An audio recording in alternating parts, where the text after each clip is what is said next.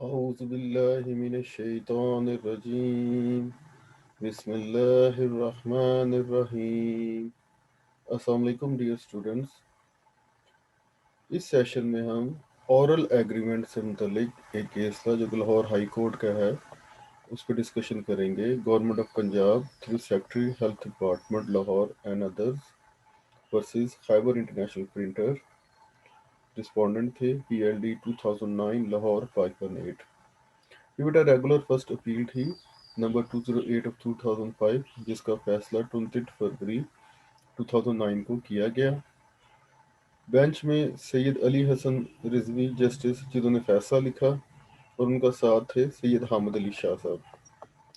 एपिलाट की तरफ से assistant advocate general Rizwan Mushtaq Chaudhary पेश हुए थे, जबकि अब्दुल वाहिद चौधरी रिस्पोंडेंट की तरफ से। डेट ऑफ हियरिंग इसकी 22 जनवरी 2009 है। अदालत अब हमें बताती है फर्स्ट पैराग्राफ में कि एपिलांट्स ने इस अपील के ज़रिए से जो जजमेंट और डिक्री है जो लर्नड सिविल जज लाहौर ने पास की थी 19/10/2004 को, जिसके मुताबिक उन्होंने 27,70,000 रुपया जो कि गुड्स की कीमत थी वो प्लस 20 लैक्स कंपनसेशन या डैमेजेस की शक्ल में दिए थे, उसके खिलाफ इन्होंने अपील फाइल की है। सेकंड पैराग्राफ में फैक्ट्स ऑफ द केस अदालत बयान करती है कि रिस्पोंडेंट या डिग्री होल्डर है जो वो एक रजिस्टर्ड कॉन्ट्रैक्टर है हेल्थ डिपार्टमेंट का, जो कि इसमें एपिलांट और जजमेंट राइटर है। ऑरल ऑर्डर आया था जब हेल्थ डिपार्टमेंट की तरफ से इरेडिकेशन ऑफ मलेरिया और एड्स की मुहिम चल रही थी, तो उस सिलसिले में उन्होंने प्रिंटेड बैनर्स इन्हें सप्लाई किए थे एक ज़बानी ऑर्डर की बुनियाद के ऊपर। इन आइटम्स को स्टॉक रजिस्टर में एपिलांट और जजमेंट राइटर ने रिकॉर्ड किया, लेकिन इन्होंने इससे मुतलिक कोई पैसे अदा ना। इन आइटम्स फिर रिस्पोंडेंट ने काफ़ी ज़्यादा एप्लीकेशंस दी हेल्थ डिपार्टमेंट को, उन एप्लीकेशन के रिमाइंडर दिए गए। इवन सो CM सेक्रेटेरिएट में भी एक एप्लीकेशन दी गई, लेकिन उसका कोई फ़ायदा ना हुआ। मजबूरन फिर इन्होंने रिट पिटीशन फाइल की लाहौर हाई कोर्ट में, जो सप्लायर थे खैबर प्रिंटर वाले, जिसके जवाब में जो थे रिस्पोंडेंट या डिक्ली होल्डर थे हाई कोर्ट में, वो फिर उनका जो मतवा नज़र था या उनकी डिमांड थी उसको मान गए, और इस जो रिट पिटीशन थी इसको अदालत ने डिस्पोज ऑफ किया। 4 वीक्स का टाइम दे दिया था पार्टीज को अपना मामले को फाइनलाइज करने के लिए। बहरहाल गवर्नमेंट ऑफ पंजाब से फिर भी पैसे नहीं आए, तो फिर एक क्रिमिनल ओरिजिनल फाइल की गई कंटेम्प्ट ऑफ कोर्ट के हवाले से कि जनाब हाई कोर्ट के ऑर्डर पे अमल दरामद नहीं किया गया। उसका फैसला हाई कोर्ट ने ये किया कि पार्टी ने उसको विड्रा कर लिया था, जब रिस्पोंडेंट है खैबर प्रिंटर वाले, और एक सिविल सूट फाइल करने की उनको इजाज़त मिल गई।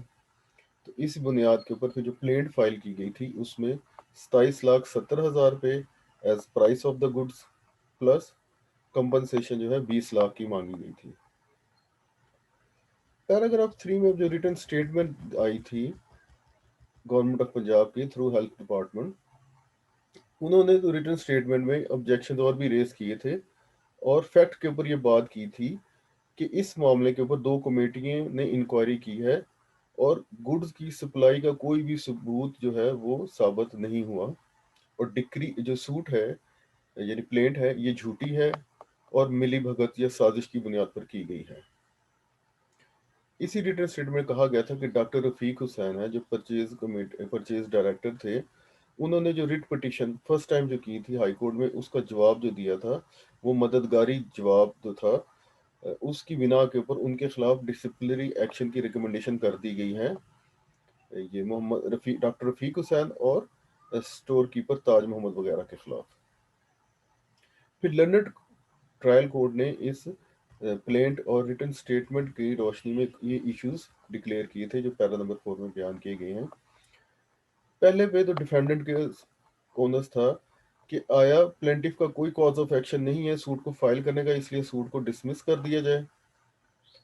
दूसरा भी डिफेंडेंट के लिए था कि क्या प्लेंटिफ का कोई लोकस स्टैंड आई नहीं है सूट को फाइल करने का, और ये सूट है जो झूठा है, फ्रिवलेस है और इसको डिसमिस कर देना चाहिए। बेटा लोकस स्टैंडाई का अगर आप लिटरल मीनिंग देखें ना, द प्लेस टू स्टैंडिंग, खड़ा होने का राय हक अदालत के सामने। तो अदालत के सामने इस्तदा वही कर सकता है ना जिसका कोई राइट इन्फ्रिंज हुआ हो या उसका राइट लॉ रिकॉग्नाइज करता हो। तो ये डिफेंडेंट ने कहा था कि ना ये तो केस ला ही नहीं सकते, लोकस स्टैंडाई ही मौजूद नहीं है। तो उसी बुनियाद के ऊपर अब जिम्मेदारी इस इशू की डिफेंडेंट के ऊपर थी। तीसरा इशू जो डिफेंडेंट ने ही साबित करना था कि सूट जो है ये बुरा इस बुनियाद के ऊपर कि नॉन जॉइंडर और मिस जॉइंडर किया गया है पार्टीज का। नॉन जॉइंडर से ये मुराद है कि असल में जिस सूट के लिए जिसको पार्टी होना चाहिए था इस मुकदमे का, उसको पार्टी नहीं बनाया गया। और मिस जॉइंडर से मुराद है कि गलत पार्टी को इसका शामिल किया गया है।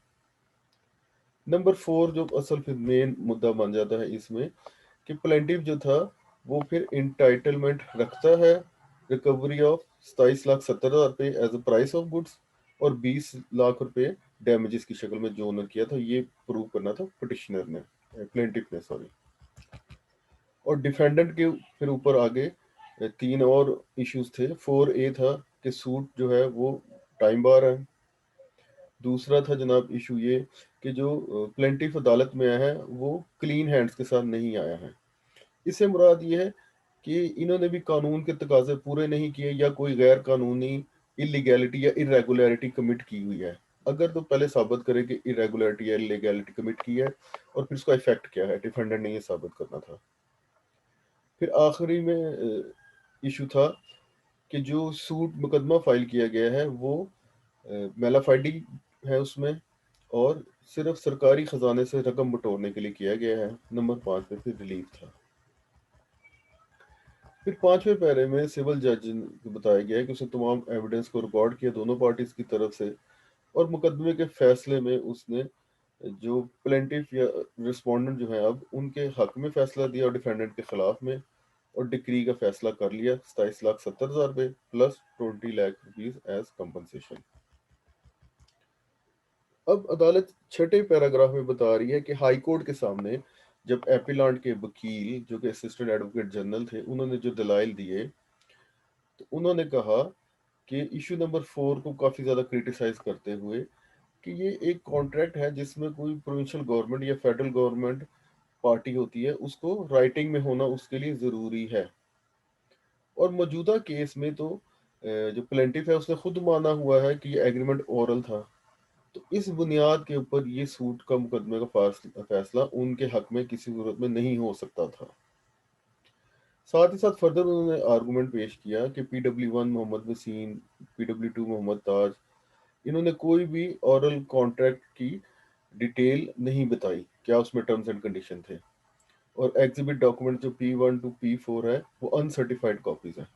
बेटा अब कानून शहादत ऑर्डर या लॉ ऑफ एविडेंस में आप लोगों ने पढ़ा होगा या पढ़ेंगे कि कंटेंट्स ऑफ अ डॉक्यूमेंट में be proved by the original document, primary evidence है। लेकिन सेकेंडरी एविडेंस की भी उधर अलाउ है कि जो कॉपी अगर उसकी पेश करनी है तो एक तो वो सर्टिफाई होनी चाहिए। किन किन सूरत हाल में पेश हो सकती है, कौन सर्टिफाई कर सकता है, तो ओरिजिनली जो कीपर होता है ना वो उसको सर्टिफाई कर सकता है, या मेकर है, या जिसने वो लिखी है सीन की है। उस बार कानून शहादत में आप इसको ज्यादा गौर से देख लेंगे।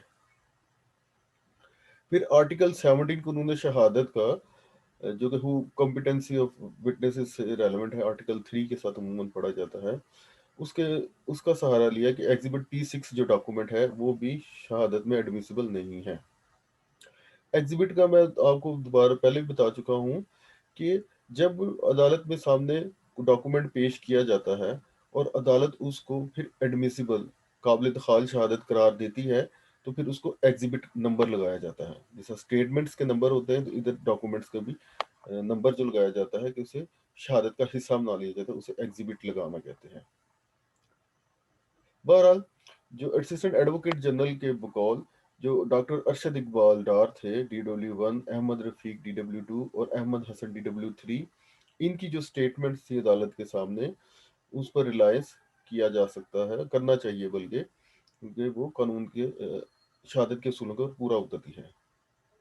फर्दर उन्होंने सबमिट किया असिस्टेंट एडवोकेट जनरल ने कि D1 से लेकर एग्जिबिट D3 जो है इनको फोकियत देनी चाहिए।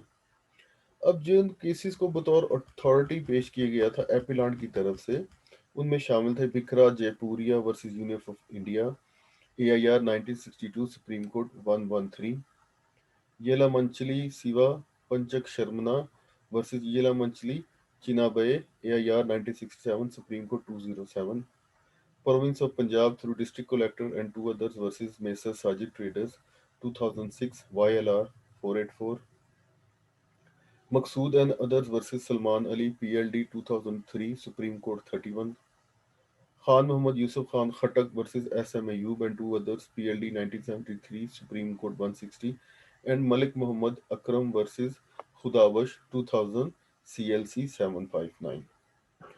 पैरा नंबर 7 में अब अदालत आर्गुमेंट्स बयान कर रही है रिस्पोंडेंट साइड से, जो कि डिग्री होल्डर थे या प्लेंटिफ थे इस केस के शुरू से। तो जो रिस्पोंडेंट या डिग्री होल्डर के लॉयर थे, उन्होंने जो रिलाय अपॉन किया केसेस पे, उनमें शामिल था Ali Mohammad Khan versus Riazuddin Khera PLD 1981 Karachi 170, government of north west frontier province and three others versus Bahadur Khan 1985 CLC 1457, and Bashir Ahmed versus Mohammad Yusuf through legal heir 1993 SCMR 183। इसके बाद में रिस्पोंडेंट के वकील ने chapter 1 of the purchase manual government of Punjab को रेफर किया और क्लेम किया कि सूट को बिल्कुल दुरुस्त तौर पर इनके हक में डिक्री किया गया है सिविल जज की तरफ से। इन्होंने कहा कि जो post facto sanction of the oral purchase order, बेटा आपने ना कंपनी लॉ में रेटिफिकेशन का कॉन्सेप्ट पढ़ा होगा, इवन एडमिनिस्ट्रेटिव लॉ में भी आप लोग उससे मुतल्लिक गुफ्तगू सुनेंगे कि जिस वक्त इस पे एग्जीक्यूट हो गया था उस ऑर्डर पे, तो उसके बाद में मंजूरी लेना, क्योंकि जिसने ऑर्डर दिया था उसने शायद कानून के मुताबिक नहीं दिया या उसकी अथॉरिटी नहीं थी, तो जिसकी अथॉरिटी थी अगर उसे रेटिफाई करा लिया जाए, सैंक्शन ले लिया जाए, तो फिर भी वो यही समझा जाता है कि अब वो जो कॉम्पिटेंट बंदा था उसने उसकी मंजूरी दे दी है। प्रिंसिपल एंड एजेंट में भी आप इस कॉन्सेप्ट को सुनेंगे जब कॉन्ट्रैक्ट एक्ट की बात होगी। तो बहरहाल कि जो एक लेटर के जरिए से पोस्ट फैक्टो जो मंजूरी थी इस ऑरल परचेज ऑर्डर की, वो हो चुकी हुई थी, जिसको एग्जिबिट P6 के जरिए से शो किया गया था, जो कि मलिक मोहम्मद दोस्त ने PW3 के तौर पर उस पर गवाही भी दी थी। फिर साथ ही उन्होंने डॉक्यूमेंट्री एविडेंस जो है एग्जिबिट P1 से P5 और P7 से P9 का भी जिक्र किया या उनको रेफर किया। अब बेटा पैराग्राफ नंबर 8 में अब अदालत अपना नुक्ता नजर बयान करने लगी है कि हमने तमाम एविडेंस को गौर से देख लिया है जो कि रिकॉर्ड पर मौजूद है, इन आर्गुमेंट्स की रोशनी में जो कि दोनों पार्टी की तरफ से आए। डॉक्टर रफीक हुसैन जो कि डायरेक्टर ऑफ परचेज थे उस वक्त, उनको नहीं प्रोड्यूस किया गया, इस चीज़ के बावजूद के जो एपिलांट हैं यानी कि डिफेंडेंट थे उनके लिस्ट ऑफ विटनेसेस में उनका नाम मौजूद था। जो डॉक्टर रफीक हुसैन ने उसने माना था प्लेंटिफ और रिस्पोंडेंट का क्लेम जब लाहौर हाई कोर्ट में पहली दफा रिट पिटीशन फाइल हुई थी उसके जवाब में। और अगर ये डिफेंडेंट्स की ये प्ली कि उसने एक मददगारी स्टेटमेंट दी थी और गैर ज़रूरी तौर पर प्लेंटिफ या रिस्पोंडेंट के क्लेम को सपोर्ट किया था, ये किसी तरह से भी रिकॉर्ड के जरिए से साबित ये प्ली नहीं हो सकी। ये भी कहा गया है कि डिसिप्लिनरी एक्शन की रिकमेंडेशन की गई है डॉक्टर रफीक हुसैन और स्टोर कीपर वगैरह के खिलाफ, लेकिन इस सूरत में नहीं बताया गया कि आगे क्या हुआ। सिर्फ एक रिकमेंडेशन कर लेना डिसिप्लिनरी एक्शन की स्टार्टिंग इस ये कोई नतीजा खेज बात नहीं होती है। ना ही प्लेंटिफ रिस्पोंडेंट के खिलाफ कभी कोई कार्रवाई की गई। जो इंक्वायरी रिपोर्ट्स हैं उनको अदालत ने कह दी इनकी कोई कानूनी हैसियत नहीं है क्योंकि ये वन साइडेड थी। जब प्रोविजंस ऑफ आर्टिकल 173 क्लॉज 3 को देखा जाए कॉन्स्टिट्यूशन, वो सिर्फ इतनी बात करता है कि तमाम कॉन्ट्रैक्ट्स जो कि फेडरेशन या प्रोविंस की एग्जेक्टिव अथॉरिटी को एक्सरसाइज करते हुए किए जाएं, उनको प्रेसिडेंट फेडरेशन लेवल पे और प्रोविंशियल लेवल पे गवर्नर के नाम पे किया जाना चाहिए, और तमाम कॉन्ट्रैक्ट को फाइनलाइज जो करना है वो प्रेसिडेंट और गवर्नर की बिहाफ पे उन लोगों ने करना है और उस तरीकेकार में बनना है जिसकी मंजूरी दी गई है। तो अदालत कह रही है कि अगर गौर से इस प्रोविजन को देखें तो इसमें कहीं भी जो ऑरल एग्रीमेंट है उसको मना नहीं किया गया, कोई पाबंदी नहीं है। जो डिफेंडेंट्स या एपिलेंट्स हैं, इनका ये केस भी नहीं है कि जो ओरल एग्रीमेंट किया गया था उसमें पार्टीज की फ्री कंसेंट मौजूद नहीं है, या पार्टीज कॉम्पिटेंट नहीं थी, कंसिडरेशन जो थी वो लॉफुल नहीं है, या ऑब्जेक्ट जो है वो नॉट लॉफुल है, या किसी और तरीके से ओरल एग्रीमेंट वॉइड है, जो कि सेक्शन 10 ऑफ कॉन्ट्रैक्ट एक्ट की बात है सारी। अदालत कह रही है कि जो सेक्शन 10 है कॉन्ट्रैक्ट एक्ट का, वो किसी तरह से भी ओरल कॉन्ट्रैक्ट को एक्सक्लूड नहीं करता है इन्फोर्सेबिलिटी से। ताहम अदालत ऐसे कॉन्ट्रैक्ट को इन्फोर्स कराने के लिए उसे चाहिए कि वाज़ह और बहुत ज़्यादा सेटिस्फैक्ट्री काबिल एतमाद शहादत को डिमांड करे। चैप्टर 1 पैरा 2 नोट 1 जो है purchase manual government of Punjab का, उस पर भी अगर इस मुझे को रेफरेंस दिया जाए तो मुनासिब है। ये प्रोविजन जो डील करती है, ये एमरजेंसी सिचुएशन में जो ट्रांजैक्शन की जाती हैं उनका इजहार करती है। जो मौजूदा केस है एग्जिबिट D6 जो डॉक्यूमेंट है, वो शो करता है कि जो ओरल परचेज ऑर्डर था उसको बाद में मंजूरी दे दी गई थी लेटर के जरिए से, 24/11/1994 की डेट्स का। 9वें पैराग्राफ में अदालत बताती है कि डिफेंडेंट या एपेलांट्स ने जो अथॉरिटीज पेश की हैं अदालत के सामने, जिनका आगे पहले जिक्र हुआ है, वो किसी तरह से भी इस केस में उनका ताल्लुक नहीं बनता। तो तमाम रिकॉर्ड को मद्देनजर रखते हुए जो रिकॉर्ड पर मौजूद है, तो अदालत देखती है कि जो प्लेंटिफ या डिक्री होल्डर ने जो शहादत पेश की थी, वो एपिलेंट या डिफेंडेंट की शहादत से फौकियत रखती है। इसी बुनियाद के ऊपर हाई कोर्ट इस अदालत ने भी जो ट्रायल कोर्ट की फाइंडिंग थी इशू नंबर 4 के मुतलिक, कि जनाब वो सूट फॉर स्पेसिफिक परफॉर्मेंस जो है 27,70,000 रुपये प्लस 20 लाख जो डैमेजेस की रकम है, उसको अदालत ने अप होल्ड कर दिया ट्रायल कोर्ट की फाइंडिंग को। पैरा नंबर 11 में अदालत बताती है कि जो इश्यूज थे 1, 2, 4B और 4C, वो इशू नंबर 4 की फाइंडिंग पे डिपेंडेंट थे। तो इसी लिहाज से इशू नंबर 4 क्योंकि रिस्पोंडेंट या प्लेंटिफ के हक में जाता है, तो ये इश्यूज भी सारे के सारे उनके हक में जाते हैं, और एप्लेंट डिफेंडेंट के खिलाफ हम भी यही फैसला देते हैं। पैरा 12 में बताया कि बाकी तमाम इश्यूज हैं वो कोई नतीजा खेज दिए हैं और ना ही उन पर कोई आर्गूमेंट पेश किया गया। फिर ये जजमेंट और डिक्री है जिसको चैलेंज किया गया है, इम्प्यून्ड जजमेंट जो है वो पास की गई है, उसको thorough examination of evidence of party के नतीजे में किया गया है, और किसी तरह से भी वो उसमें कोई कानूनी सुकम मौजूद नहीं है। एपिलेंट जो है वो अपना केस है मिस रीडिंग और नॉन रीडिंग ऑफ एविडेंस।